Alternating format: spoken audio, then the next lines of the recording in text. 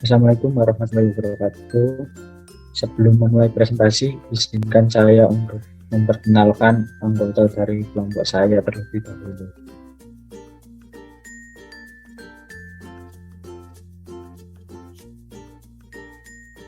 Yang pertama dengan saya sendiri, Theo Permana Putra dengan NBI 14 621 00020. Yang kedua, Muhammad Sultan Fauzi dengan NBI 14 621 00055. Yang terakhir, Permana Iswahudi dengan NBI 14 621 00069.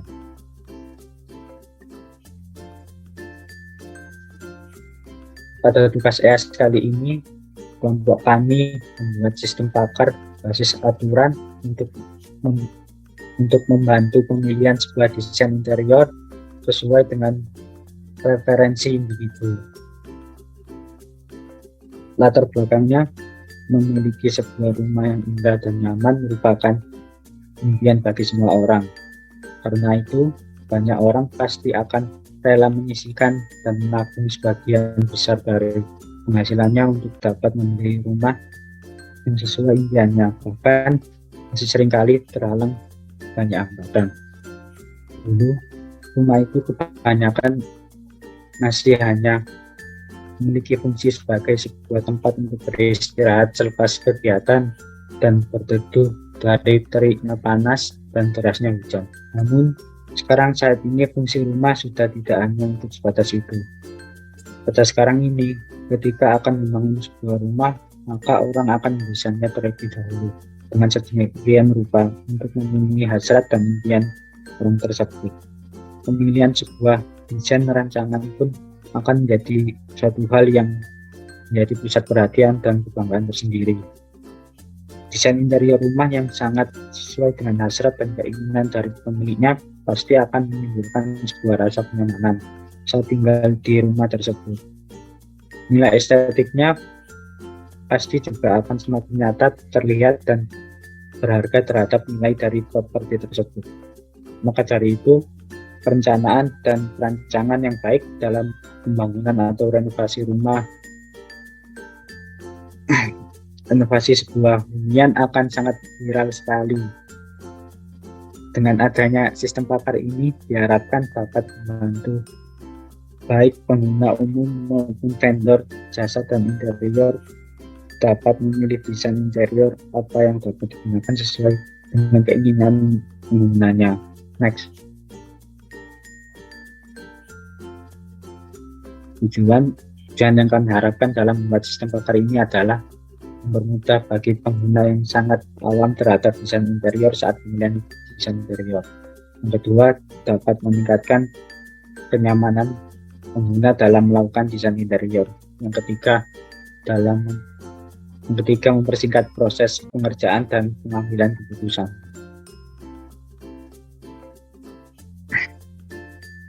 Untuk yang selanjutnya akan dijelaskan oleh teman saya.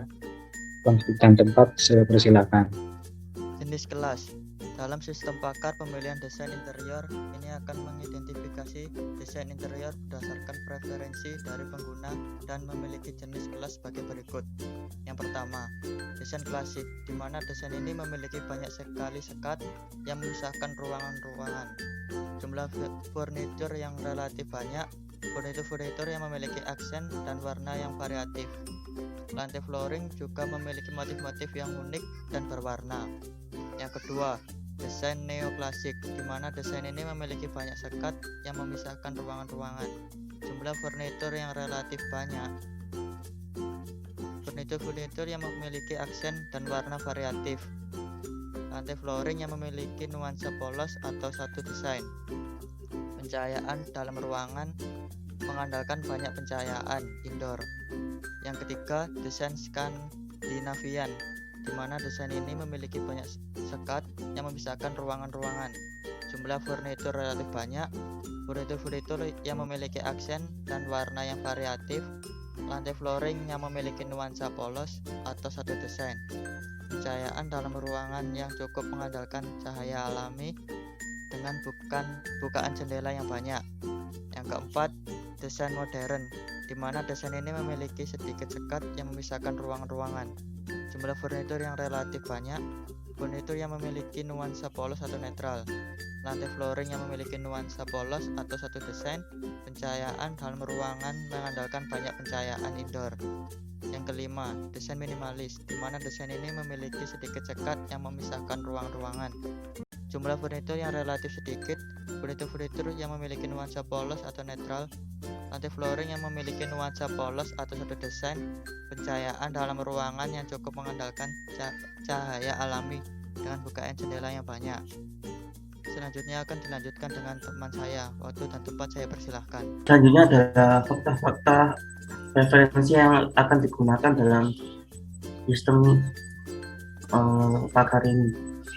Referensi yang pertama adalah sekat ribet atau yang memanggil atau memeriksa rumah Anda memiliki banyak sekat dan sekat-sekat yang unik. Yang kedua, sekat minim yang akan menanyakan dan menerima input, menanyakan apakah rumah Anda memiliki minim sekat sehingga ruangan terkesan luas. Selanjutnya, furnitur ramai yang akan menanyakan rumah Anda memiliki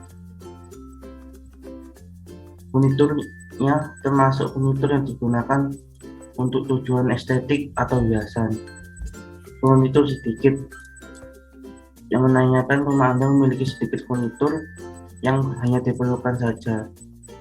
Furnitur netral di mana akan ditanyakan rumah memiliki furnitur yang memiliki aksen netral. Furnitur unik yang menanyakan rumah Anda memiliki furnitur yang memiliki suatu aksen yang unik. Lantai polos menanyakan rumah Anda apakah memakai lantai dengan motif relatif polos atau satu warna.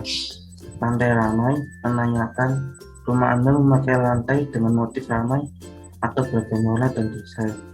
Pencahayaan gelap menanyakan rumah Anda memiliki pencahayaan yang relatif tertutup dengan pencahayaan yang mengandalkan lampu indoor. Pencahayaan terang menanyakan rumah memiliki pencahayaan yang relatif terbuka dengan pencahayaan yang banyak yang mengandalkan cahaya alami. Terus selanjutnya adalah warna variatif, di mana dalamnya adalah jika furnitur unik ya dan lantai ramai ya, maka akan dikelompokkan menjadi warna variatif.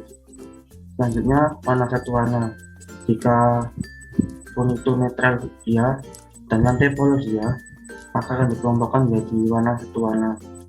Selanjutnya warna balance, jika furniturnya unik ya dan lantainya polos, maka akan dikelompokkan menjadi warna balance. Next, rule atau aturan-aturan yang dipakai dalam sistem ini. Yang pertama, dari desain interiornya adalah klasik yang menjelaskan bahwa jika preferensi dari pengguna adalah sekatnya ribet, furniturnya ramai, furnitur unik, dan lantai yang ramai sekaligus warna yang variatif, maka dan klasik. Yang klasik jika sekatnya ribet, furniturnya ramai, furnitur unik, lantainya polos, pencahayaannya gelap, dan warnanya balance, maka menghasilkan yang klasik.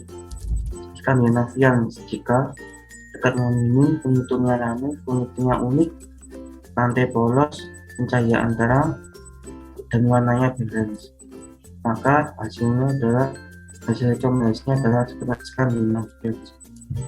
Dan jika sekat minim dan furniturnya ramai, furniturnya netral, lantainya polos, pencahayaannya gelap, dan warnanya satu warna. Selanjutnya terakhir adalah minimalis. Jika sekatnya minim, furniturnya sedikit, furniturnya netral, lantainya polos, pencahayaannya terang, dan warnanya satu warna. Selanjutnya akan dilakukan percobaan kasus terhadap aplikasinya. Baik, di sini saya akan mendemonstrasikan untuk percobaan kasus yang pertama. Kita run saja.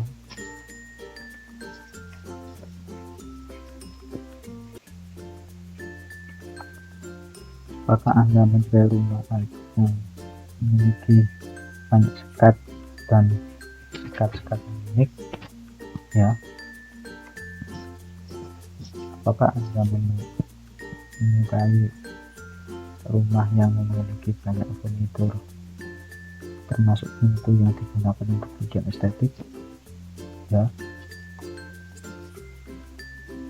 Apakah Anda mencari rumah yang memiliki furnitur aksen yang unik? Ya. Apakah Anda menyukai rumah Anda yang memakai lantai dengan motif ramai atau beragam warna dan desain? Ya.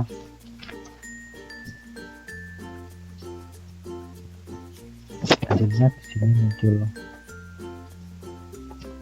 sesuai dengan preferensi yang sudah dipilih. Disarankan untuk memilih desain klasik. Nah, percobaan kedua, langsung kita run saja. Apakah Anda menyukai rumah yang memiliki banyak sekat dan sekat unik? Ya. Apakah Anda menyukai rumah yang memiliki banyak furnitur yang digunakan untuk tujuan estetik hiasan? Ya. Apakah Anda menyukai rumah yang memiliki furnitur yang memiliki aksen unik? Ya. Apakah Anda menyukai rumah yang memakai lantai dengan motif ramai atau beragam warna dan desain? Tidak. Apakah Anda menyukai rumah Anda yang memakai lantai dengan motif relatif polos atau satu warna? Ya. Apakah Anda menyukai rumah yang memiliki pencahayaan yang relatif tertutup dengan pencahayaan yang mengandalkan lampu indoor? Ya.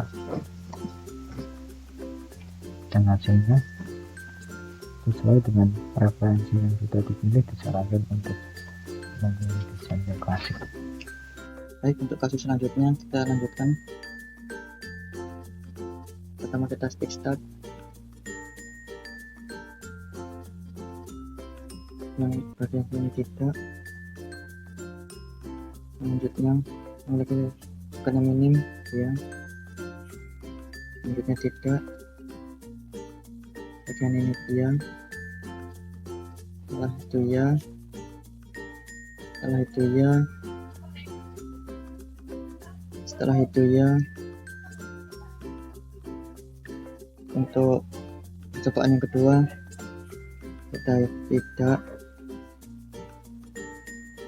Kita kasih tidak. Setelah itu kita pilih dia. Setelah itu ya. Apakah punya furnitur yang unik? Ya. Itu ya.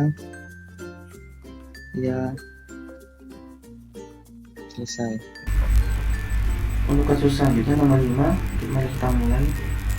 Posisi awal berada di klasik, sekat ribet, kita jawab tidak. Selanjutnya akan ditanyakan sekat minim, kita jawab iya.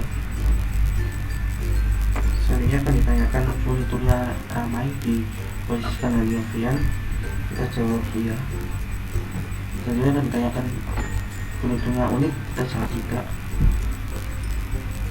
Kita ditanyakan apakah furniturnya netral di posisi modern, kita jawab iya. Apakah memakai lantai polos? Iya. Pencahayaannya gelap? Iya. Maka hasil konklusinya adalah desain modern. Untuk percobaan selanjutnya nomor 6, ditanyakan lagi kembali di klasik sekat ribet, kita jawab iya. Ditanyakan furniturnya ramai, kita jawab iya. Ditanyakan furniturnya unik, kita jawab iya. Posisinya masih di klasik. Selanjutnya ditanyakan lantainya ramai, kita jawab tidak. Maka pindah ke bawah, pindah ke klasik. Apakah polos? Ya. menanyakan pencahayaannya gelap tidak, maka akan pindah ke bawah. Karena pindah ke selanjutnya, skatnya minum untuk mencari objek tes yang lain. Saya jawab tidak karena kita sudah memilih skatnya banyak, maka konklusinya adalah tidak dikenali. Sekian, terima kasih penjelasan untuk kelompok kami.